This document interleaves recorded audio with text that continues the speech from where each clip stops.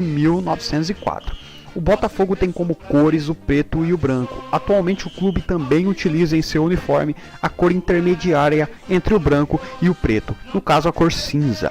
Um dos clubes mais tradicionais do Rio de Janeiro e do Brasil. Comemorou seu centenário em 1º de julho de 1994 e é o clube mais antigo a disputar a Série A do Campeonato Brasileiro de Futebol.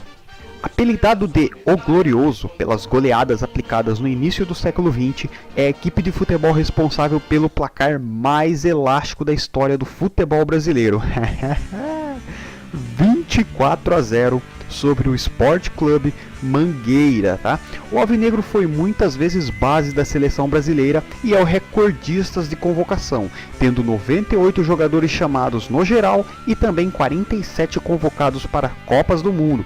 Depois de viver um próspero momento logo após a sua fundação e ter dominado o futebol carioca no início da década de 30, viveu seu auge nas décadas de 50 e 60, quando foi tricampeão do torneio Roberto Gomes Pedrosa em 62, 64 e 66. Naquela época, o maior torneio de futebol brasileiro e foi a base para hoje o Brasileirão, tá?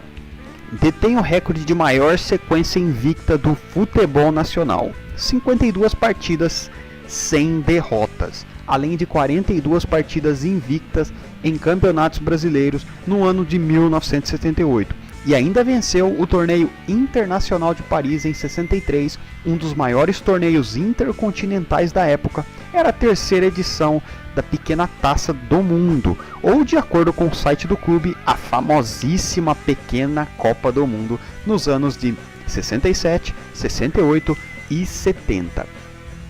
Foi eleito pela FIFA o 12º maior clube de futebol do século XX, disputou a Série B em 2003 e retornou à Série A no ano seguinte. O Botafogo sagrou-se a única entidade esportiva brasileira campeã em 3 séculos distintos, século XIX, século XX e século XXI, ao vencer o Campeonato Carioca de Futebol no ano de 2006.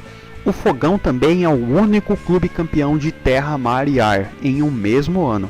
Venceu, entre outras competições, os estaduais de futebol, remo e aeromodelismo no ano de 1962. O time serviu de inspiração para a fundação de outros clubes homônimos, como por exemplo o Botafogo da Paraíba, o Botafogo Sport Clube de Salvador, o Botafogo de Brasília, o Botafogo de Cordinha e, em Portugal, o